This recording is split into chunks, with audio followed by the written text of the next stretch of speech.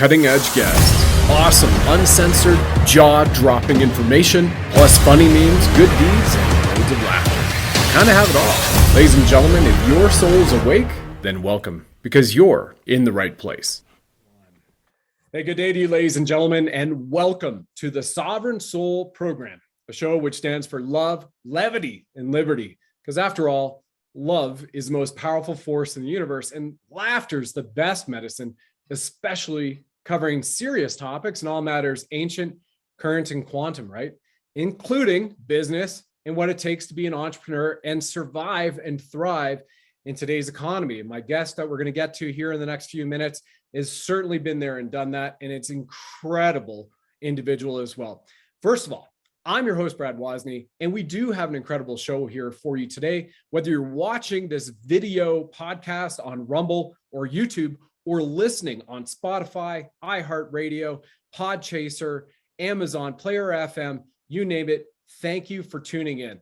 These are tips, tidbits, and life experiences, some of which could literally generate powerful and positive impacts in your life, those of your loved ones, and heck, perhaps even the community around you. In fact, my purpose for sharing these truths and this laughter and this love with you is to help foster a greater world of mankind as we fight back against evil and we are entering this golden age of humanity. So first things first, I want to personally thank you to the whistleblowers, the digital warriors, the citizen soldiers, healthcare heroes, the powerful parents, the divine masculine protectors, and the divine feminine guardians, law enforcement who are serving the light and the good, and those wearing uniforms. Thank you to everybody and our educators for your efforts to fight for the sovereignty of all souls right here, right now, on this earth plane. It has not been for naught. So hold the line, keep it up. Strong work. And as a former infantry soldier, trained as a peacekeeper, who also spent a couple summers hopping out of helicopters, fighting wildfires in Ontario and the Yukon, I've had a continued calling to serve the greater good. It's in my blood. It's a core of my family. All of my family's generation has fled from Nazis, and many of them soldiered up, put on uniforms, and went back to fight against tyranny. And one of my sisters in Ottawa, Ontario, is still being of service to mankind in our world too. And then I moved into the entrepreneurial angle. And I got to tell you, my guest, Matt Schnarr, who's here with me, is definitely one of those successful guys who's been there and done that. Just a couple of key points about it. Matt and his co-founders and business partners went on a Dragon's Den in Canada, which is Shark Tank in the United States. They only changed the name, but it's still the same show, and had a very successful pitch. As a matter of fact, it was one of the most successful pitches on record in all of Dragon's Den. And they still continue to thrive today, all these years later, with their pitch and their company known as Awake Chocolate. And without further ado, I want to get here to my guest and a longtime friend of mine and roommate from university. We've had a lot of incredible things to share over the next 45 minutes in this episode. Matt, welcome, my good man. Thanks for tuning in from the home office. Thank you. Yeah, welcome. Happy to be here and happy to help fight evil, however we can do that. Yeah, one of those ways is financial, freedom, right? There's a lot of people that are, we've got so many people from Australia, New Zealand, actually, that have been listening into our stuff. And out of work, cut off for whatever reasons, right? Or income's not coming in, but they're like, I've always wanted to do something. I either have a product, a service, or an idea, right? PSI, as you and I learned, you in honors business school, me in fledgling my economics degree back then. So, just tell us a little bit about yourself, mate. Tell us about Awake Chocolate, kind of how that came to be. And then, we'll just graph chronologically over the course of this interview, man, what people can do, because there's some key takeaways of the success you guys have had. We'll play like one of the recap videos on your success in Awake Chocolate and what it's been doing for especially university students everywhere that definitely need those products, man. Sure. Yeah. So myself and my two business partners, Adam and Dan, this would have been 11 or 12 years ago now. We were all working at PepsiCo. Before that, we had all worked at Kraft Foods, working our way up, had great sort of successful on track careers there. And when one day we were just having lunch, not really, any sort of special thing. It was like, hey, we're going to change our lives on Tuesday or something. That we're just having a burrito as friends do, at lunchtime one day. And one of the guys was like, well, this is great and all, but what I'd really like to do is start my own business. Other guy, hey, me too. I want to start my own business. Hey, me too. All of a sudden, boom, we were starting our own business. Yeah. No idea what it was going to be about. Zero. Yeah. It could have been, buying parking lots and whatever, or real estate, or, starting a watch company or food company or whatever. It could have been anything. We knew we wanted to start our own business, which, by the way, is a funny story when you go home to tell your wife, hey, by the way, I'm starting a business. What are you doing? Don't know yet. How are you going to make money? Don't know yet. All that sort of stuff. But anyways, what we did know is we all wanted to start our own business. Yeah. And so, we were committed to that sort of process. So we, started brainstorming ideas, have a couple of beers and just start writing things down, like literally on a napkin, whatever, just brainstorming ideas. And then eventually you start going, okay, I'm going to knock off some for this reason or that reason that were just, blue sky ideas, but don't necessarily make a lot of sense. Remove all those ones and then, narrow it down. And eventually we decided that we probably should do something in an area that we knew something about. And obviously the three of us had all worked in food companies being Kraft, PepsiCo, and all of us had worked on the innovation teams there. So we had launched products for major companies. And we decided that's something we knew a little bit about food. We knew how to launch products. That would be a place we could add some value. So we with that in mind, we, kind of went down that path, narrowed more things down. And one of the things we had sort of learned as being in the innovation team at those companies and just our experience in the industry, energy drinks were obviously growing at that time. But we also knew that energy drinks were really expensive. And that was a complaint of many consumers. Fiber energy and things are expensive. And also not everybody likes the taste of energy products, especially at that point in time. There's been lots of innovation over time, but at that point, you probably wouldn't drink fiber energy for the taste. You might drink it for other reasons, and it's an extremely successful business, but you don't probably drink it for the taste. Yeah. And then we also knew price was another thing. It's highly priced. So we went into it saying, okay, if we can launch something that's priced better and tastes better than other products in the industry, there might be something there. So, we're looking through different categories, and we thought, okay, what tastes better than chocolate? And so, we thought it was an opportunity. The other thing about chocolate, which is interesting, is there really was no new innovation in chocolate for like 50 years, leading up to this. There were, different shapes, different sizes, different flavors, but they were really the same things, right? Like the top 10 SKUs have been the top 10 SKUs forever. Snickers, Hershey, Mars, Kit Kat, M&Ms, same thing, different flavor. Maybe they put peanut butter in there as opposed to nut. Same idea over and over and over. So we thought, okay, this is an opportunity to disrupt the category, as much as it was a extremely daunting task to go up against, whether it be Hershey, Mars, Red Bull, etc. Those are like established brands. Established, right? So yeah.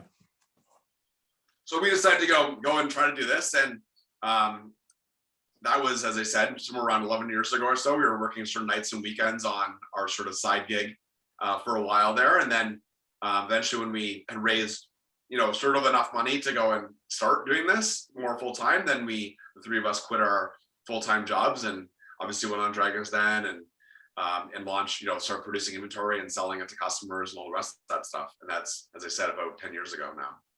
Well, and that's an awesome story in itself. So just take us back to Dragon's Den, and I'll add a little footnote before you share that experience, if you don't mind, Matt. Sure. And that I remember, so for those that are listening, we would typically, before, everybody getting married, then kids happened, we were typically at least getting together twice a year, go up to the cottage, have a summer retreat.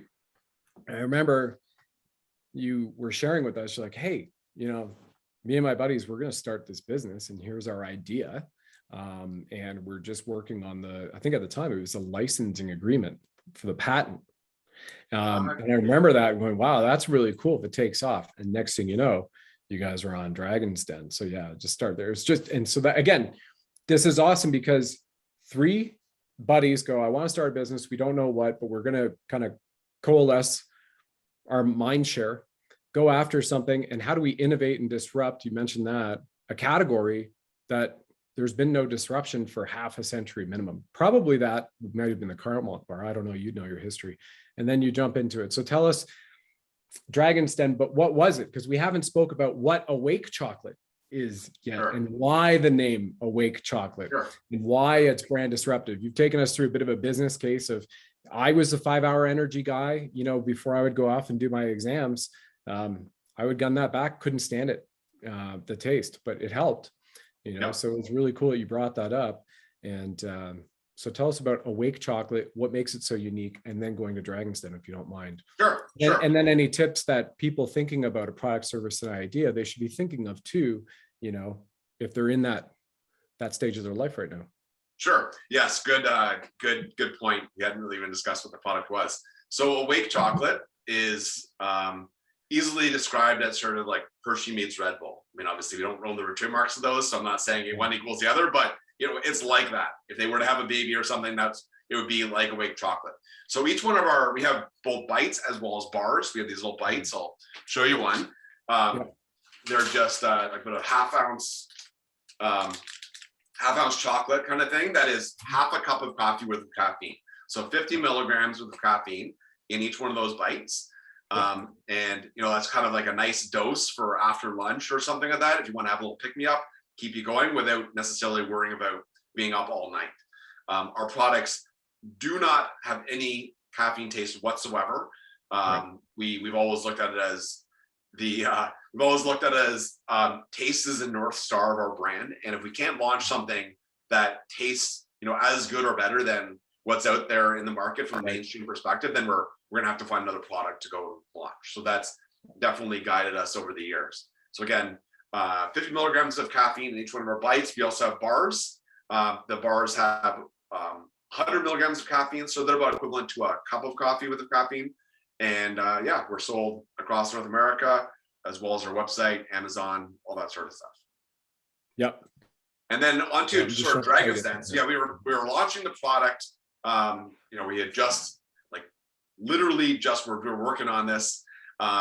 This is before we were just as we were just about to start getting to stores, and we were out raising money, talking to potential investors and that kind of stuff. And I guess the community is small because, and this, I'm understanding that this doesn't really ever happen, but Dragon's Den called us. So normally you go and you like interview in like some small town, and then, and then they go around the cities, and then they go, okay, here's your whatever short list, and then they maybe call you back, all that kind of stuff. They actually called us and said, hey, you're starting a brand, you're raising money, why aren't you going on Dragon's Den?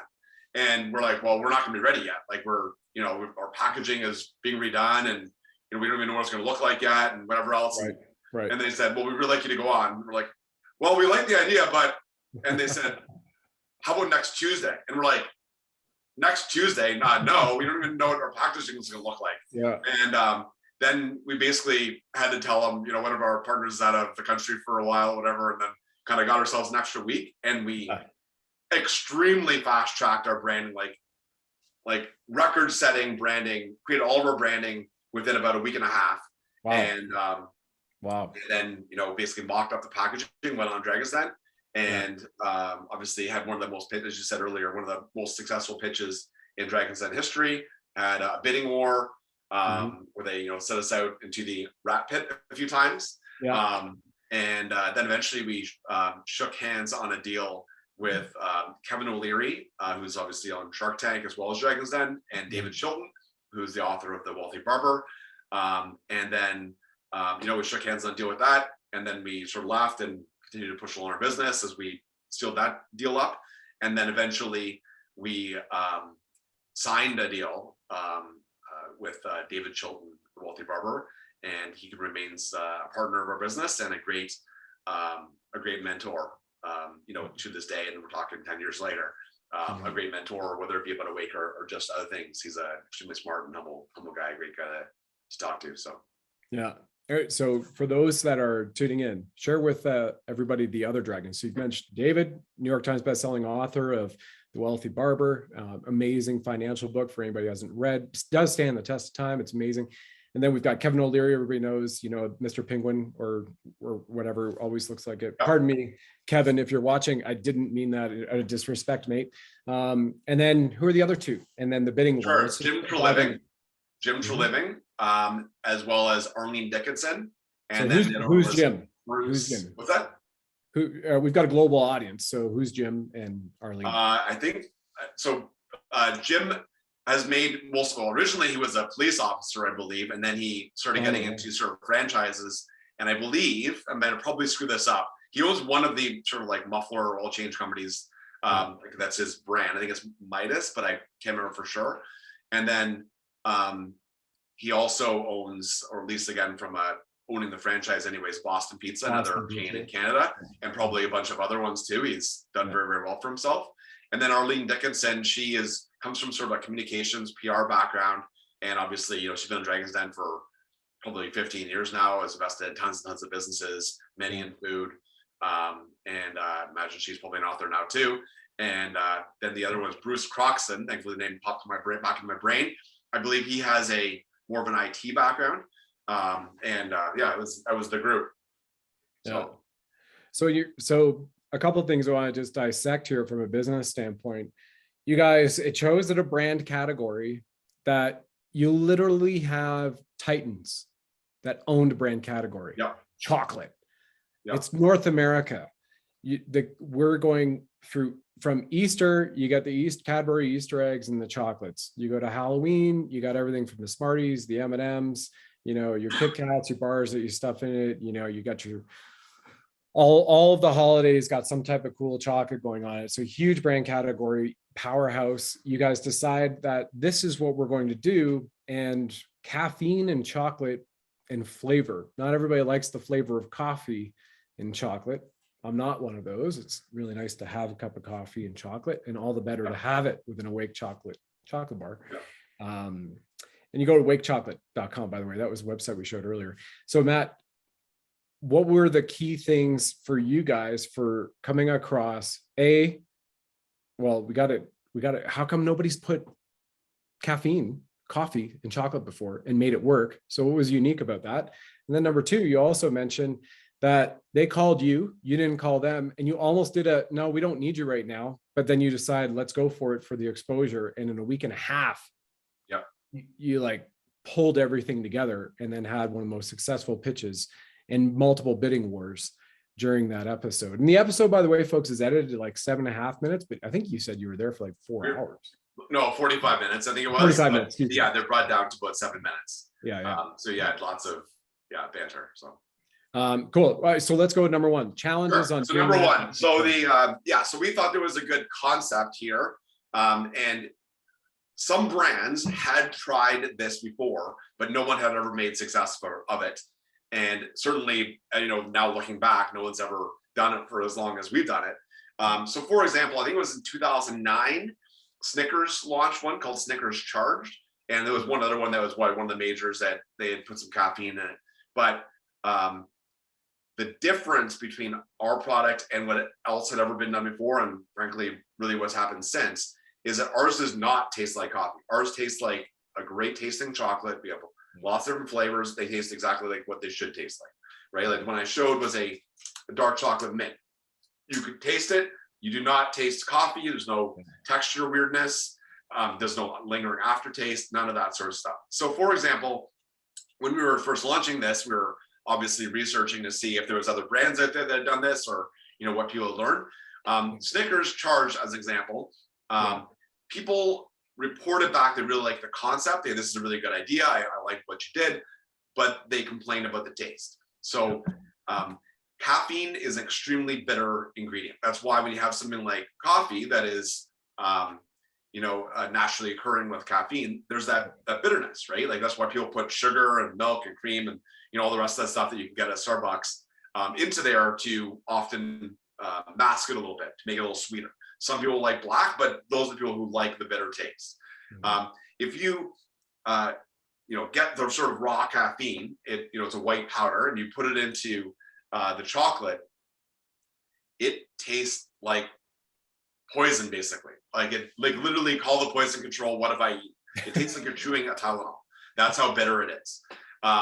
And so the magic here was that we were able to find a way to get it into the chocolate with, again, not disrupting the texture or the taste, have it taste great, and obviously be able to do it repeatedly on mass. And even big companies like, as I said earlier, Snickers had tried this before, and it didn't taste that way. There was also, I think you were alluding earlier, there have been examples over time where people have, you know, sort of ground up coffee beans or whatever and put them in. If you like the taste of that, then great, but that really wasn't what we were going for. Like, it makes it then like almost more of a crunchy taste to it, because it's kind of like got that kind of ground up coffee beans. I think it'd be tough to dose how much you're actually putting in there, because, you know, it's not coming back to the original caffeine additive. Certainly it tastes like coffee, so if you're trying to avoid having the taste of coffee, then you can't do that by grinding up coffee beans and putting it in. But we wanted to have something that just tasted like a normal chocolate bar, but had the functional benefit of waking you up. So it's kind of like chocolate with a purpose. Yeah. Oh, I like that. Yeah, chocolate with a purpose. So your brand category, what you target as well, which I think is another great lesson for any entrepreneur, is your audience. So tell us about the audience that you guys targeted, and then how you went about that. Because you've got a mascot. We've got Bling Buddha. Bling Buddha is our mascot. You guys have Neville. Well, let's hear about that. You know. Sure. So our audience has changed a little bit over the years, but our sort of like our, you know, the one we went after at the beginning continues to be an amazing seller for the product. It was tough during the pandemic with nobody in schools, but so better to say it. University, college students, you know, that was the first place that we said, okay, it's going to be this. We did, again, doing research on things like Red Bull and stuff. We knew that 18 to 24 years old was a key audience for brands like that. And, you know, what better place to find those types of people than, you know, colleges and universities. So we just started putting our product into those places, whether it be Canada, US, and watching it fly off the shelves. And so that has always been a major audience for us outside of the pandemic. As I said, it was very tough with nobody in school. But other than that, it's been fantastic. Since then, it's always been college university students, but then adding additional places, often on premise type places, like, so, you know, offices, you know, big, whether it be big corporate customers, like whether it be Google, Salesforce, Facebook, places like that, where they've got big campuses, or smaller offices that have micro marts in them, vending machines, etc. And then hospitals is another one. As you can imagine, people are looking to stay up, especially the staff, probably more than the patients, but the staff looking to stay up and you know, do their duty. And so this is a way to help them, you know, have something delicious to help keep them going through their weird working patterns and hours and that kind of stuff. So that, and then, you know, over time we've also learned, you know, from our online audience, anyways, as that's developed over the last number of years, that you know, that middle-aged females tend to be a very, very strong audience for us, just as a general category as well. So all those different ones we've sort of like added to and refined over the years. And yeah, as you mentioned, our mascot's name is Neville. So if you can think about when we were launching this brand, the other brands that were in the sort of energy space, as I mentioned, there was Red Bull, Rockstar, Monster, Fiber Energy, and those would probably be the main ones at that time. Since then, there's been new brands like Bang and things like that that are a little more friendly, especially female friendly. But at the time, they were all pretty male dominated, male focused, kind of scary, like Rockstar and Monster with the claws and all that kind of stuff. And so we wanted to launch something that was more gender neutral, that was friendly to female purchasers, consumers as well, and not, as I said, not intimidating, right? Not polarizing. This is a brand that is friendly and fun. And so we created this mascot. His name is Neville, as you mentioned. He's our CHO, which is our Chief Hooting Officer, or owl if you prefer.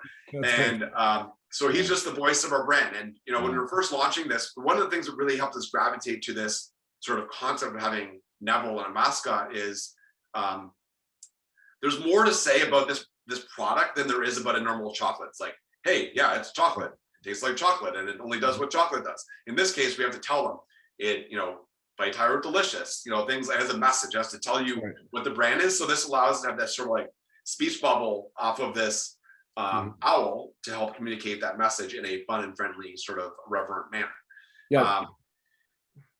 And so that we just felt that was a good way to, you know, have that, and also kind of help stand out on the chocolate category. There's not necessarily any sort of like animals anyways, like M&M's has a sort of mascot, but it's not quite the same thing. So yeah, we launched our brand with Neville the owl as our mascot. That's pretty cool. I want to just play a quick video here. It's about 70 seconds long. So it shows the culture. This was done a few years ago. And for anybody, again, in business now or looking to start it, thinking about how you can incorporate that in the business. And this was, I guess, was the Wake Chocolate Dragon's Den update, probably the first of many from this one, but it takes us right back to your office a number of years ago. My name is Matt Schnarr, and I'm co-founder of Awake Chocolate. Awake Chocolate is caffeinated chocolate. Each bar is equivalent to a cup of coffee with caffeine. Canada Post has been a great friend of Awake Chocolate since the very beginning. All right, this one's going to Wilfrid Laurier University. Wilfrid Laurier, yep. This is a piece of direct mail that we send out via Canada Post. We send it out because we want to reach our consumers and explain what Awake Chocolate was. We've used Canada Post as a marketing tool. We send all these packages out to probably 60 different college campuses as a test run.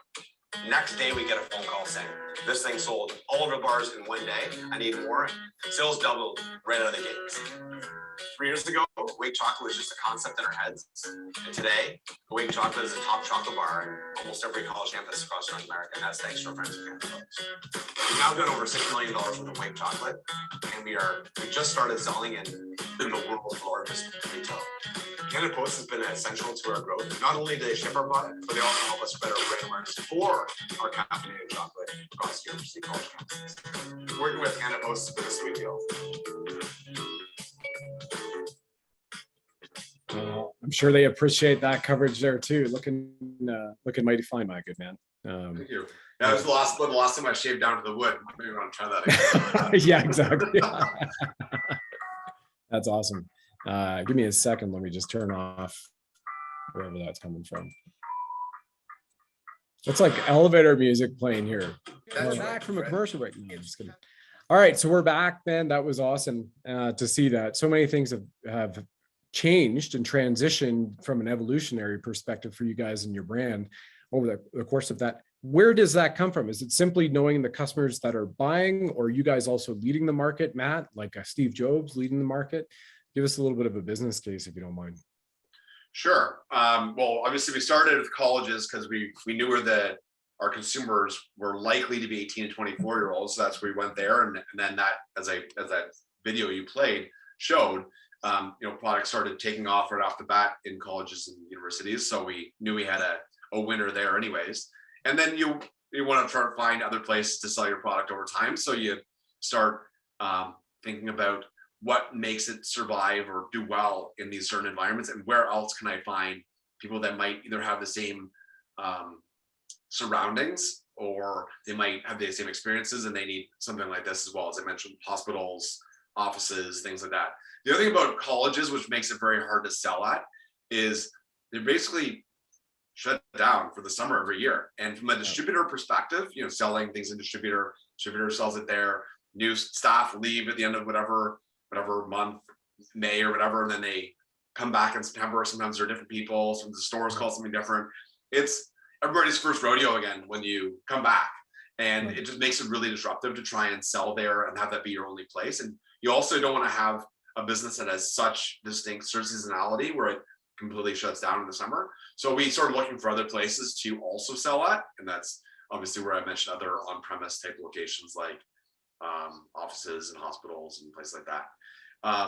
Online, has been a good place for us. We've continued to grow that.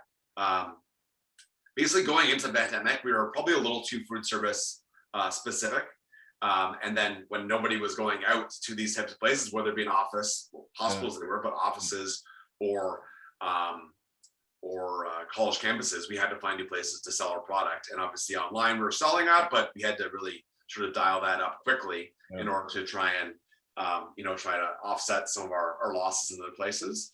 And then also we weren't doing that much grocery business. And so we've really been trying to build that up too, both in what SKUs we launch, what flavors we launch, as well as the formats that we launch. So for example, this is a take-home pack. This isn't necessarily what we sell in a college campus. We usually would sell more like individuals here like this coming out of like a dispenser. But in a grocery store where it's take home, we sell. So we had to launch different formats in order to, offset that business over the pandemic and go for new audiences. Yeah. So yeah, that's now as I mentioned, now we're selling on premise, online, in grocery stores, drugstores, places like that across North America, and continuing to look for new places. So roughly 10 years later. So take us through whatever you can from numbers and distribution. So you started target marketing the students at colleges and universities locally, since you guys are based in Toronto originally, in year one, month one, to kind of where you are now. Just give us an idea thus far, and then what's on the table coming up for you guys moving forward. Sure. So so originally we would have been in the first year or so, we would have been selling, as you mentioned, in Canada only, just Canadian universities, a couple of major retailers like Shoppers Drug Mart, who by the way still sells our products now over 10 years later. I think Bulk Barn would have been there, and some other ones like that were there. After about a year or so, we went into started entering the US. We only had one item when we started. That was just the milk chocolate bar before we even had the individuals, which now are our best ones. So obviously launched the milk bar in the US, launched other flavors. I think caramel was number 2, went from bars onto bites, and then grew from there.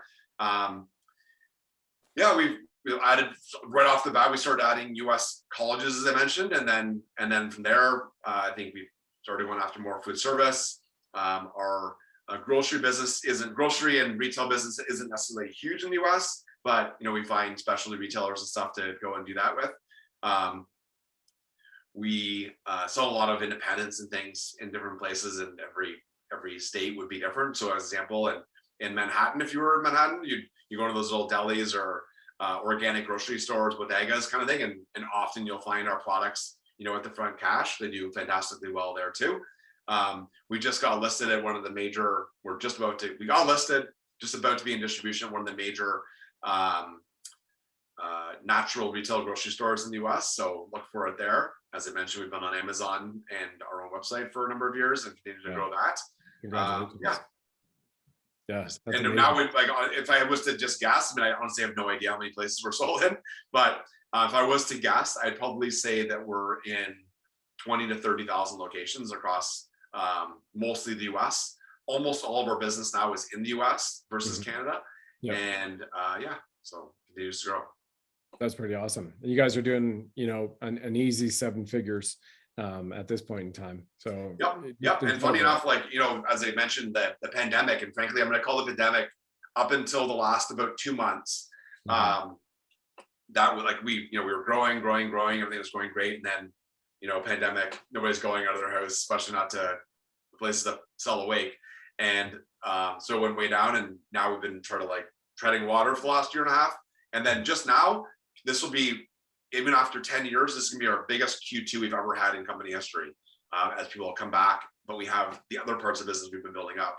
So some of the parts, biggest ever Q2, so continues to grow. Well, that's great. You're speaking in ambiguity. That's okay, because it's a private company, not a public company. So feel free to share as much as you'd like, just to paint a picture, for folks, if you can. Sorry, what was the question specifically? Well, you're running out and you're buying a jet, a 777. Oh yeah, no, I'm not buying a jet at this point in time. No, it's in there. But we do. The business continues to grow. We'll probably do over $10 million this year, kind of thing. It's and awesome. then this is the biggest Q2 we've ever had. So we're on a great pace, adding new locations all over the place, taking on larger investors. We recently did a deal with Better Tomorrow Ventures, which is a subsidiary of a major multinational company, and they've been investing some other good businesses too. So the future is definitely great. That's awesome. So looking back, you come home to Kim's his wife, come home to Kim, you're like, honey, just get into business, don't know what I'm going to do, don't know how I'm going to make money. And then, you know what? We figured it out. We're going to go attack the biggest brand category with these titans, Nestle, all those guys, and they haven't had any innovation. And we're going to figure out how to innovate, disrupt it, and then rock it. And then off you go. And then the pandemic hits, then it all goes down and you guys pivot, you're able to bring up more things online, grow your business from home and attract more customers and have your most or second most lucrative Q2 of all company history. Largest, which is amazing. yeah, Largest, right. Largest. Thank you. Largest for that distinguishment.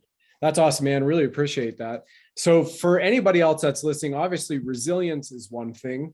You guys had core competency, you and your partners, right? Between craft and PepsiCo and the consumer packaged goods, and it's a far cry from the day when I met you driving the Oscar Mayer Wiener up on campus at Laurier. And then I was really jealous when you had the Humvee and you're rocking around the Mountain Dew Humvee in Wasaga Beach. It was better than the Army Iltises you had. It was so cool. So what are some of the key takeaways, Matt, that anybody watching from home now, kids to, just whoever is watching or listening to this podcast right now, and is even a business themselves, whether you're a $10 million business like Matt has right now in Awake Chocolate, whether you're in a service industry and it's just you as a solopreneur, what are a couple of the things that they can have as key takeaways of moving forward in this kind of new era that we have for doing business with people and online and face-to-face? And sure. So the first thing so I actually have three that I often share when speaking in classes and stuff. I'm gonna share those three in a second. But before I get to that, going back to a question or a comment you made earlier, but taking on the Titans, Mars, Hershey Nestle, etc. I think what we learned, certainly, and I think anybody would have this experience, is there's no % chance that you can take them on in the open streets. Like if you just try to take them to every single place, in every single grocery store, there's no way. You'll spend all your money and then they'll just drop a check and you'll be gone from distribution anyways, because they'll pay to get the spot back, whatever they might have lost. So you need to find the places that are maybe a little more, I don't know, the word niche isn't necessarily what I'm looking for, but places that you can be a little more creative to go and have those fights, and that places like, universities and, bodegas in New York and online, places like that, you can be a little more crafty versus, a major grocery chain where real innovation is tough, because at the end of the day, they need to make money, and a major brand often is paying for share. And so they're just going to sometimes just drop a check and you're gone. So we've just had to learn over time to be crafty and find the places that we really truly can succeed. We have a right to succeed, and then put our best efforts there. In terms of, I have three things that I like to share as I think they can apply to almost any new entrepreneurial venture, no matter what it is. Number one, solve a problem. So our problem we were solving, obviously, was energy drinks don't taste great. Not everyone likes the taste of coffee. Energy shots and drinks are expensive. In ours, we think we could do something less. If you think about any business, it could be. If you're a doctor, a lawyer, a grocery store, a dry cleaner, whatever your business is, you need to solve a problem. Are you more convenient? Are you less expensive? Are you more expensive? Are you more premium? Are you better service? Are you, what are you? Better quality? Whatever you're doing, you need to solve a problem. If you're not solving a problem, if you're not creating a point of difference, it's not going to succeed. Someone else is just going to come along, knock it off, or no one's going to have a reason to go to you versus go to somewhere else. Are you organic? Are you, whatever that thing is, you need to have something different. So that's, something that we certainly preach and always try to look at what's our point of difference. Number two, I'd say good partners. And good partners doesn't need to be, like with myself, where there's three equal founding partners. Partners can be, you're the president, you're the owner of the company, but you've hired a good accountant, or you've hired a good marketer that might be third party or a manufacturer, whatever. It's just having good partners as part of your business, because again, depending on what business you're going into, not everybody can be good at everything. And you eventually get stretched too thin. So you need to have a good team, good partners. So certainly that's important. In our case, we had complementary experiences. My background mostly was sales. One of my partners was director of finance when we were at PepsiCo. The other guy was sales and finance. And so we kind of had good experiences that we could kind of complement each other. And then another one that is another learning that I would say that I like to share is take risks, make sure they're calculated, but as I like to say, make sure it's if you're going to take a risk and have it be a shot, make sure it's an arm shot, not a head shot, right? So if you're going to take a risk and everybody's going to take risks, sometimes you're going to fail, sometimes you're going to succeed. If you don't bet the whole farm on something that might be a headshot, might be too costly and sink your business, we'll take risks, but we'll, if we're not sure it's going to succeed, we'll put a toe in there or a test or whatever, so that if it does fail, that it's only an arm shot, it doesn't kill you, like a headshot would, if that makes any sense at all. Did you get that one, by the way? Did that make sense? I got that one. I think that's great. And, using that boxing analogy, is a wonderful metaphor for people. So if I was to distill it based on, I'm watching you for the first, the last 45 minutes, I don't know who either these guys are, and you're mentioning do that in your business and relating it to your business, I would distinguish it as you're branching into other categories, but you're taking a chance at that. Well, maybe we're going to do the small bites, right? You went from the original chocolate bar to the small bites, and then testing the category, testing the market uptake there, and then moving out with a different packaging and then different flavors and SKUs. Is that am I getting that correct? Yeah, absolutely. Yeah. Cool. Yeah, and in terms of managing risks and stuff, for example, as I mentioned before, the grocery stores, if we put all of our effort into only grocery stores and we, dropped all of the money that we might have had on buying shelf space, and then someone else comes with a bigger check, then it demolishes our business, right? We do different things, and if any one of them went down, like the pandemic is a great lesson, right? Food service went down. But thankfully, it wasn't our only part of our business, and we were able to continue to go along because we had diversified just enough. Very cool, mate. Very cool. Awesome. I'll put up your website here again. We'll get over to awakechocolate.com. And then how else can people get a hold of you? We'll just go down to the social media links as well. Yeah, absolutely. So one thing while you're pulling the website up that I just want to point out, we're just in the middle of launching a new product that we're very excited about. And I think it's opening up way more doors than we ever thought it might actually. We are launching a no sugar added, keto certified awake chocolate. Nice. And I tell you that it tastes just as good as our normal, as we call it, OG awake. Awesome. It's sweetened with a product called maltitol, and it doesn't have that sort of like lingering aftertaste, doesn't make your stomach upset or that kind of stuff. And it tastes great. We've got a couple flavors of that, and you can buy them on our website starting basically last week. So that's again keto awake chocolate. In terms of how to get a hold of us and the brand, there are lots of ways on our website here. As you can see, we've got to contact us and all the rest sort of stuff.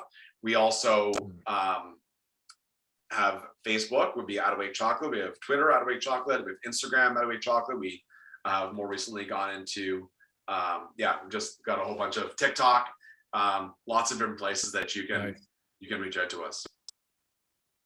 Yeah, and you really cool, funny videos with Neville starring in it, which is awesome. Leveraging his humor to drive it, and then people can put it on auto ship if they just want to bring it straight into the house. It's awesome. 100%.